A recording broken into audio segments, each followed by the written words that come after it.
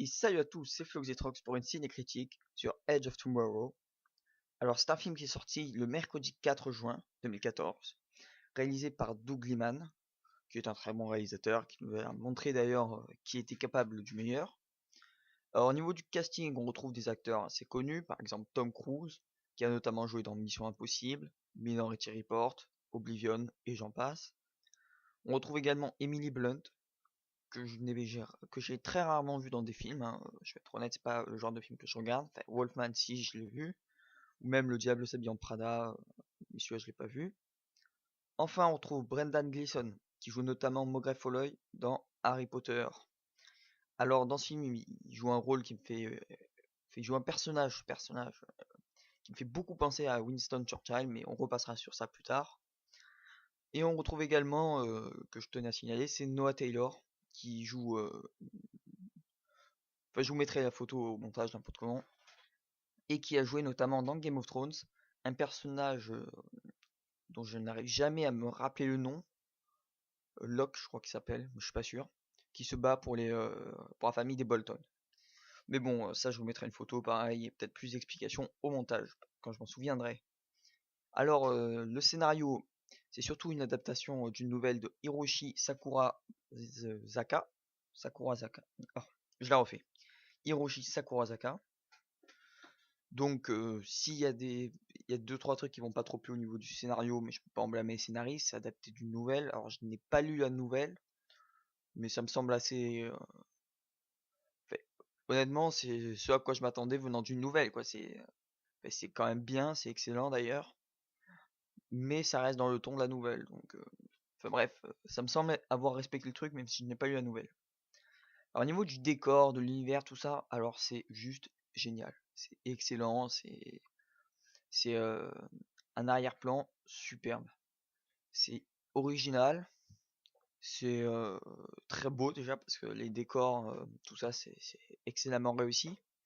Original, beau, efficace aussi parce que voilà quoi.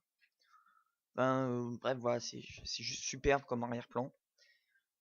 Il y a juste une petite fausse note que j'aurais donnée au film au niveau du scénario. Ce serait le twist de fin qui est très décevant. C'est le truc que vous voyez venir dès que l'histoire commence à se déclencher, vous savez qu'à la fin il va se passer ça quoi. Et j'ai trouvé ça un peu dommage quoi, parce que voilà, ils auraient pu terminer d'une manière un peu plus surprenante à mon avis, et pas un truc que tout le monde, fait, que je m'attendais dès le début quoi. Aussi un petit truc à souligner, mais qui est plutôt positif pour moi, c'est une analogie aux deux guerres mondiales qui ont eu lieu en Europe. Tout d'abord, la première, dans l'univers, il est dit que la grande victoire contre les aliens, voilà, c'est des aliens, enfin, je vais pas vous expliquer toute l'histoire, sinon je risquerais de spoiler involontairement. Donc il est dit que la grande victoire contre les aliens est la bataille de Verdun. Or, lors de la Première Guerre mondiale, quelle est la première grande victoire qui a permis de stopper le front? C'est la bataille de Verdun. Enfin, victoire, il y a eu beaucoup de morts des deux côtés, hein, mais on considère ça comme une victoire. Allez pas chercher pourquoi. Bref. Ensuite, la Seconde Guerre mondiale. Alors l'analogie est beaucoup plus importante. On retrouve par exemple le débarquement en Normandie, parce que ils partent tous les alliances des Juins libres, etc. partent de l'Angleterre pour aller débarquer en Normandie. Alors plus exactement, ils vont se faire parachuter en Normandie. C'est une petite liberté qu'ils ont pris pour adapter le truc, sinon c'est pas possible. Enfin bref, ils sont parachutés. Seulement, il y a eu aussi des parachutages en 39-45 pour empêcher les ennemis de remonter vers la Normandie et laisser le débarquement se faire. Bon bref. Autre truc qui me fait penser à la Seconde Guerre mondiale, et c'est justement le personnage incarné par Brendan Gleeson. Je ne me rappelle plus du nom du personnage exactement. Enfin bref, c'est un personnage, je crois qu'ils l'ont fait exprès, hein. C'est Churchill. La même démarche, la même carrure, des petites ressemblances au niveau de la tête. Ben, pour moi, j'ai ressenti comme Winston Churchill dans le film. Donc je pense que c'est fait exprès, ça l'est peut-être pas, je sais pas. Mais en tout cas, ça me semble être une analogie volontaire. Alors, vous me direz, oui, les analogies, c'est bien. Mais est-ce que c'est vraiment positif ou est-ce que c'est plutôt négatif, genre ça s'inspire de l'histoire pour rien, etc. Bah, je vous donnerai le meilleur exemple qui soit, Star Wars. Star Wars est une énorme analogie au nazisme, etc. Par exemple, bon, beaucoup parlent du casque de Dark Vador.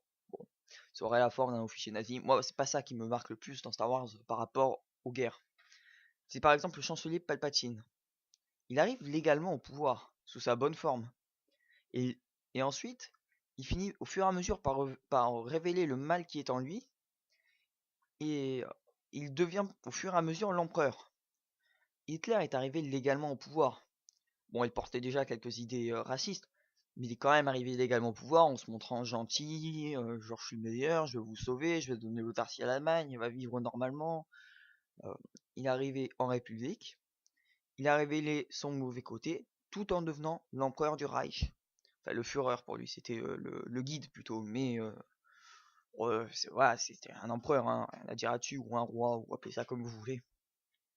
Autre chose dans Star Wars, on retrouve la rébellion. La rébellion, qu'est-ce que c'est? C'est des hommes qui vivent sous l'Empire, qui décident de le faire exploser, l'Empire, de l'intérieur, de se battre contre cet Empire, de l'intérieur. Comme la résistance, mais on parle souvent de la résistance française, mais en Allemagne aussi, il y a eu de la résistance. En Allemagne aussi, les civils ont caché des juifs. Les Allemands sont pas tous des salauds, faut partir de ce principe aussi. Et même, d'ailleurs, ne sont quasiment plus maintenant. On peut pas continuer comme ça, mais il y avait aussi une résistance là-bas, donc je pense que c'est ça que George Lucas a voulu refléter quand il a créé Star Wars. Après, voilà, enfin un autre truc, les Stormtroopers, les soldats, les clones mais maléfiques. À quoi ça vous fait penser? Tous uniformes, marchant tous au pas, tous identiques. Le fascisme. Le fascisme voulait former des militaires d'abord et des athlètes parfaits. Alors, le fascisme, d'abord, ce n'est pas une idéologie raciste. Ça, c'est une erreur qu'on retrouve très souvent. Le fascisme italien n'était en rien raciste. Alors après, il a commencé à faire de la déportation de juifs, tout ça, parce que Hitler lui avait demandé à Mussolini de le faire. Mais à la base, le fascisme, c'est surtout une uniformité des hommes athlétiques appartenant à l'armée pour rendre à l'Italie sa gloire d'antan, entre guillemets, bien entendu. Donc en fait, rien de raciste là-dedans, mais on retrouve l'uniformité. Bon, l'athlétisme, on peut pas dire que les Stormtroopers soient athlétiques, mais quand même, ils savent se battre et tout, c'est des soldats parfaits, etc. Ils ne craignent pas la mort, qui vont au combat, qui obéissent, dans tous les cas, etc. Bon, bref. Et d'ailleurs, je me demande si ce ne sont pas ces analogies qui ont fait en sorte que le film sorte à cette période, parce qu'il est sorti le 4 juin. Je vous rappelle que le 6 juin, il y a eu la grande commémoration pour le débarquement, les 70 ans du débarquement. Coïncidence? Je pense plutôt que c'était voulu et que c'était... Ouais, c'était une sorte d'hommage. J'ai l'impression que ce film est un hommage aux deux guerres, aux combattants de ces deux guerres, et je trouve ça plutôt sympa. Bon, un petit point négatif, c'est la manière dont les Français sont présentés. Ils sont incapables de se sauver seuls, ils sont même présentés comme inférieurs, même les Européens en général. Par exemple, les Allemands, les Italiens, tout le monde s'est fait rouler dessus en Europe. Et bien sûr, t'as les grands Américains surpuissants qui viennent les aider. Et de l'autre côté, t'as les Russes et les Chinois, les gentils Russes et Chinois qui viennent les aider. Et tout le monde est gentil, tout le monde est très fort, sauf les Européens qui eux se sont fait rouler dessus. Les gars, arrêtez un 5 secondes quoi, c'est bon, on a dépassé ce stade quand même. Parce que je vous rappelle que les Américains, vous foutez de notre gueule et tout, les Français, ils sont pas très forts, l'armée elle est bidon. Qui c'est qui vous a sauvé quand vous vouliez votre indépendance? Ouais, pas sauvé, mais qui c'est qui vous a aidé? Qui c'est que vous vénérez là, Lafayette? C'était pas un Français lui? Donc voilà, faut relativiser, faut arrêter de vous dire ouais les Français ils sont nuls, ouais, mais les Français vous ont aidé à avoir votre indépendance les gars.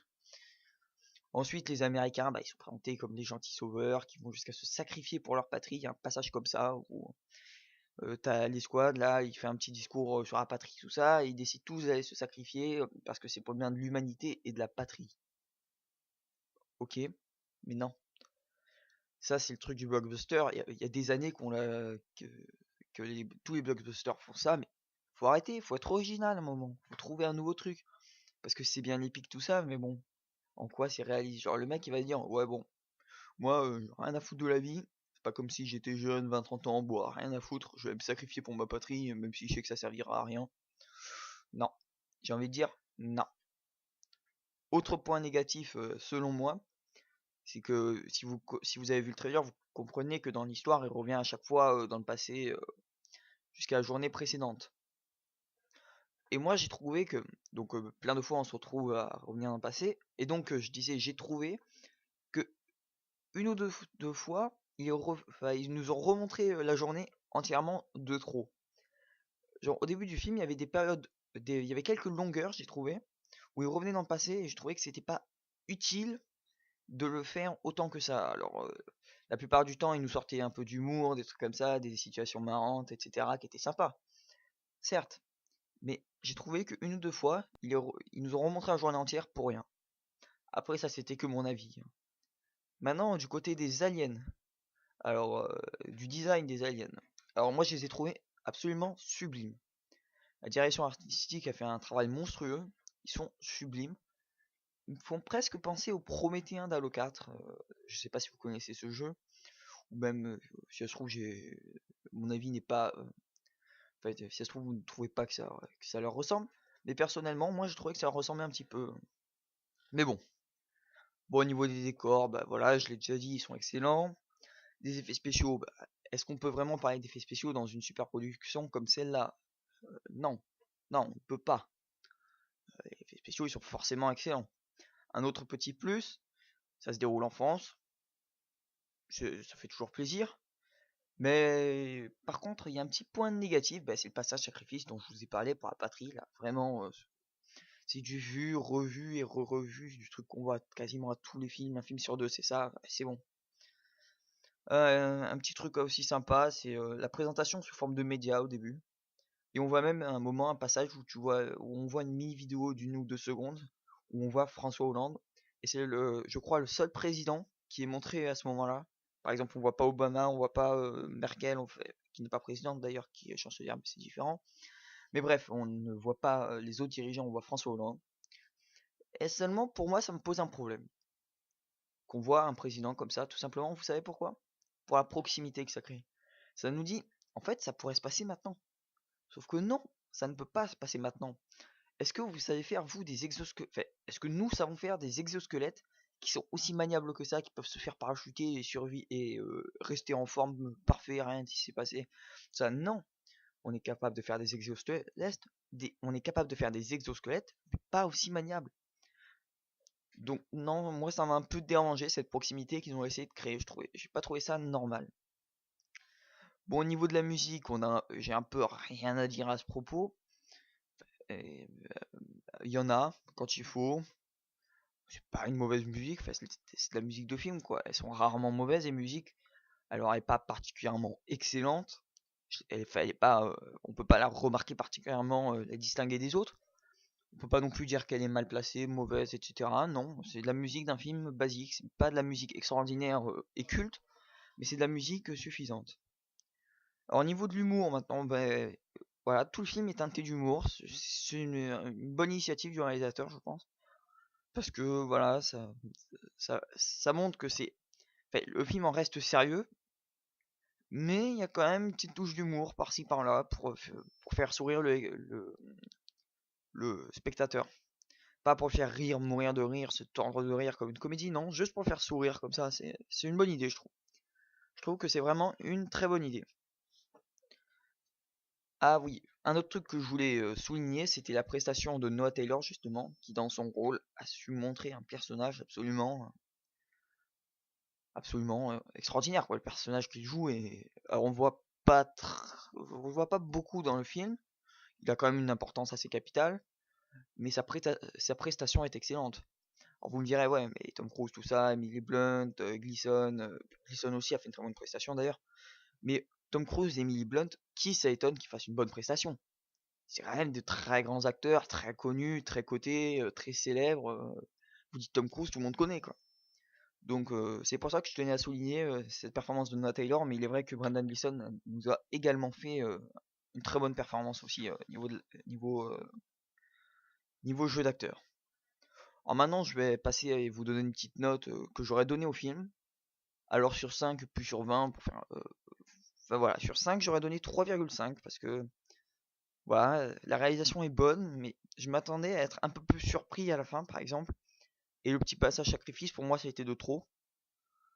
Et puis voilà, la manière aussi dont sont jugés les Français, voilà, ça m'a un peu.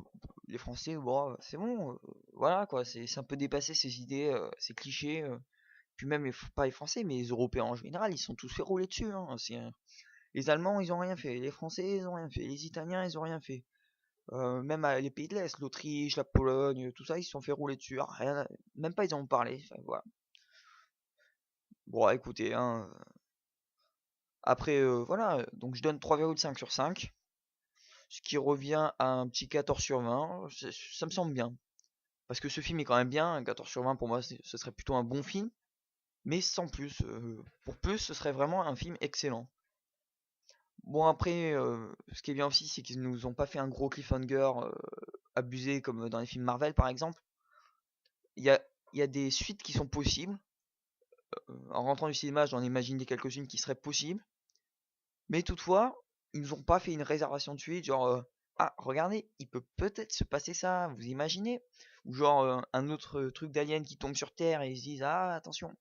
Enfin, bref voilà, ils ont pas, enfin ils ont pas fait le geste, ils ont pas voulu continuer à vendre leur film en se disant ouais regardez il y a une suite, faire un gros truc commercial et tout. Non ils ont fait un film et ils en sont tenus là et le film est très bon. Mais sans plus. Enfin, voilà, pour conclure, je vais dire ça. Hein, c'est ce que je dis depuis tout à l'heure en fait. Hein. Ça va faire une minute que je dis ça. Bon, bah, j'espère que cette vidéo vous aura plu.